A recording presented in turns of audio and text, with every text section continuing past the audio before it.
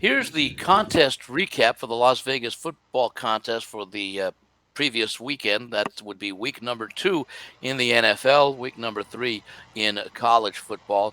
I mentioned college football because there is one major contest here in Las Vegas sponsored by the Golden Nugget called the Golden Nuggets Ultimate Football Challenge. You pick 7 picks a week. They could be a combination or exclusively college or pro from basically every game on the board, NFL sides or college sides. No totals involved. And because there are so many games to choose from, there's really not much of a consensus play that they publish each week. But rather, let me just give you the standing so you get some idea of how the contestants are doing as far as the leaderboard is concerned. Through the first 2 weeks, there have been 14 picks made by each of the contestants. There are 153 entries this year, paid a $1,000 entry fee, and there are 2 who are in the lead right now, 11 and 3. You get 1 point for a win, half a point for a push. So 11 and 3 translates to 11 out of a possible 14 points. That works out to a 78.6 winning percentage for the 2 leaders of the Golden Nugget contest. There are 11 contestants at 10 and 4, and 4 contestants at 9, 4, and 1. The 2 main properties sponsoring the contests are the Westgate Superbook and the Circa Sports book. I deal with both of these contests each week, and I will report to you as I am about to do right now. First, on the Westgate Super Contest. Both the Circa Millions and the Westgate Super Contest, as we've mentioned in past weeks, have a similar format. 5 selections per week per entry against a static line. Now, the Westgate publishes their lines for the contest on Wednesday afternoons about 5 p.m. Pacific time. The Circa waits a little bit under, about 12, 15 hours, around 10 a.m. on Thursday morning. So there is a slight difference in most weeks in some, but not all of the point spreads being used. We'll start with the main contest, which is the Super Contest Classic, as it's become referred to. That contest first got its start back in the late 1980s. I believe 1988 was the first year. And this year for the Super Contest, there were a total of 1,300. I'm going to have to pause here for a second.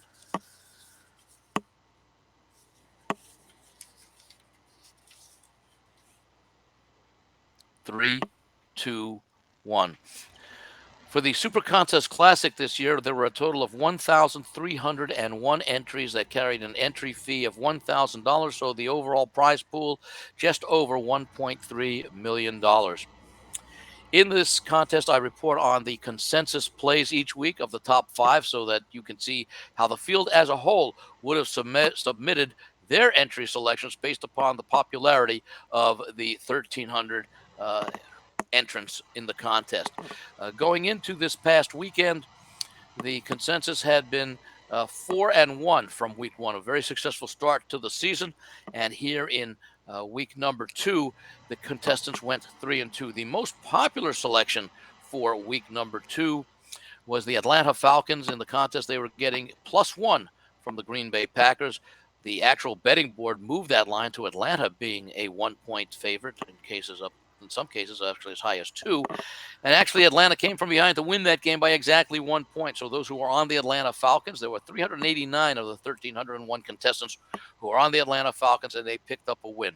The second most popular selection, the Seattle Seahawks, getting 5.5 points at Detroit. They didn't need the points as the Seahawks pulled the outright upset. The 375 contestants picked up a win there.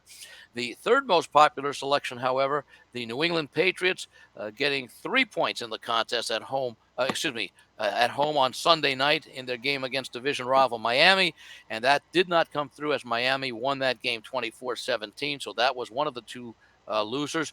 The second loser, the New York Jets, getting 9.5 points in their contest at Dallas. Of course, that line, which had originally been 3 points when it first opened prior to Buffalo Jet game on Monday Night Football, adjusted after the Aaron Rodgers injury, and yet Dallas won that game comfortably. So that was a loser for the 281 contestants who played the New York Jets. And finally, Monday night wrapped up the week with a winner on the Pittsburgh Steelers. They were 2.5-point home underdogs against the Cleveland Browns, a division rival. And of course, Pittsburgh won that game on a pair of defensive touchdowns to cover the +2.5.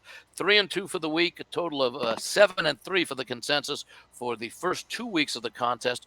The leaderboard shows 5 contestants at 9-1 for the season. The first 10 picks, 7 are at 8-1-1, and another 47 are at 8-2 in the Super Contest Classic. Now, the Super Contest Gold is the winner take all, a $5,000 entry fee. Attracted 92 entries this year, so the one winner at the end of the contest will take home $460,000. Here, I'll just quickly, without the individual selection numbers, I'll just mention the consensus, which was 3-2 in week 1, went 3-2 in week 2, so a total of 6-4 for the season so far. As you can imagine, with only 92 entries, there aren't going to be very many that have a huge number in the consensus. And in fact, I will just point out that Seattle and Atlanta, as they did in the Super Contest Classic, they actually tied for the most popular selection in the gold, but each had only 29 of the 92 entries selecting them. The other winner was also Pittsburgh on Monday night, and the two losers were the Jaguars against Kansas City, and also the Patriots on Sunday night against Miami. So the consensus is 6-4 for the season for the Super Contest Gold. The two contestants are in the lead with an 8-1-1 record. 6 more are at 8-2. So that is the Westgate contest. Right now, the premier contest in Las Vegas is the one being sponsored by the Circa Sportsbook of the Circa Hotel and Casino here in Las Vegas. They sponsor 2 contests, one called the Circa Millions. Very much like the Westgate Super Contest, 5 picks a week against a static line. As I indicated earlier, the lines will vary for a couple of games, usually by no more than half a point. And the other contest, which has gained in great popularity, the Circa Survivor, where you make one selection a week straight up, not against the point spread. If you win, you advance. If you lose, you're out. This has become a very popular contest. You cannot use the same team twice, and I'll get to that one in a moment. First, we'll go to the Circa Millions contest, which attracted 5,274 entries this season. They needed 6,000 to break even because the contest does carry a $6 million guarantee, so the Circa is on the hook for 726,000, making it an overlay, and explaining why so many contestants waited for the last few days to sign up for this contest to make sure that they were still buying into an overlay situation. Again, the entry fee, $1,000, $6 million payday. This contest, again, slightly different lines, which resulted in a slightly different record for the consensus this week because there were a couple of games overall which were pushes, including one of which was in the contest. The most popular selection this week whereas the Kansas City Chiefs, 1,626 contestants out of the 5,274, so about 30% of the contestants, a shade under 30%, were on the Kansas City Chiefs, laying 3 at Jacksonville. Kansas City won that game 17-9, so those contestants got a win. The second most popular selection for the week, the New York Giants laying 4.5. I'll have more on that game in the Survivor Contest information. That, of course, came up short as the Giants overcame a 20 and then a 21-point deficit to win 31-28, winning by 3 but failing to cover the 4.5. So that was a loser as the number 2 selection. The number 3 selection, the Atlanta Falcons, the contest line, unlike the Westgate, which had Atlanta +1, Atlanta was -1, which was exactly the margin by which they defeated Green Bay. So that counts as a push. The 4th most popular selection, the Miami Dolphins, the opponent of the New England Patriots. Remember, the Patriots were a selection in the Westgate. The Dolphins were the selection in the Circa Millions. 1,189 contestants were on that one. That was a win.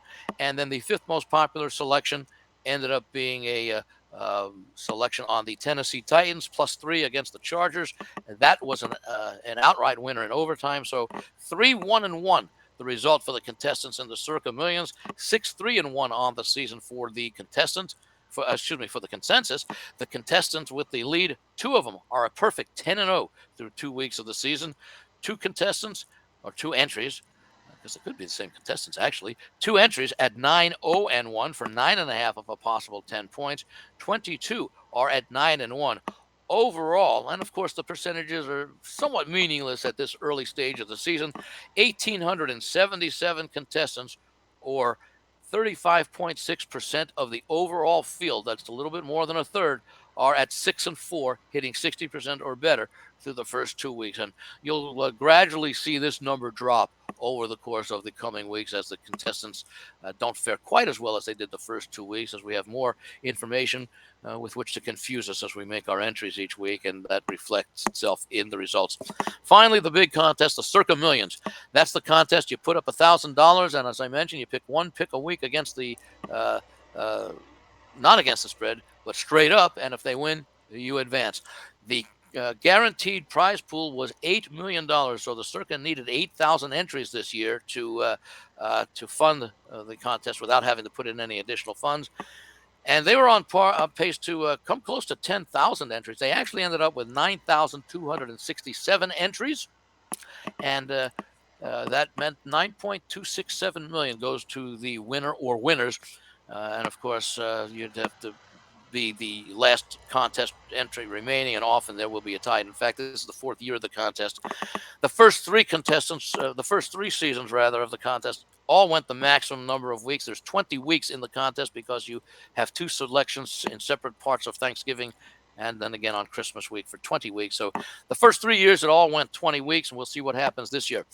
Of the 9,267 contestants, 1,992, or 21.5% of the field, were eliminated in week one, with several major upsets, including Minnesota losing to Tampa Bay and Seattle losing at home to the Rams. That left 7,275 contestants alive for week two. 1,351 were eliminated in week two. That's 14.6% of the original field, or 18.6% of those that survived week one, such that 5,924 entrants remain alive.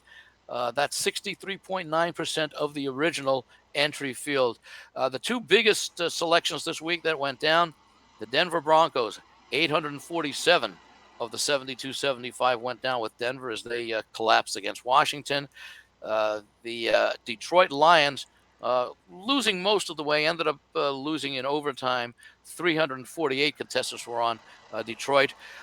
There were almost 1,300 entrants that lost, but that was the New York Giants. 1,292 contestants were on the New York Giants. That was the second most popular selection this weekend.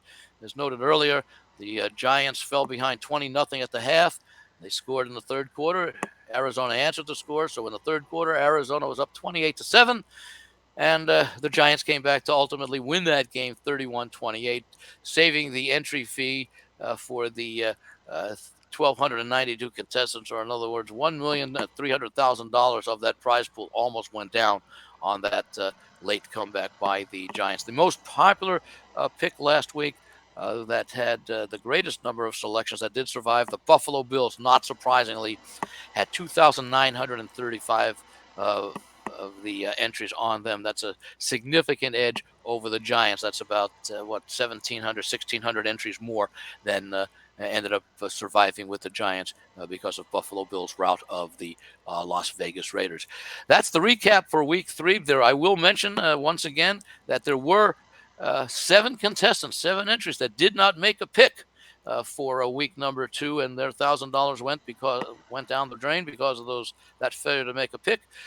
So 5,924. We'll try our hands at advancing to week 4 with week 3 selection, and I'll give you the information on that next week at this time.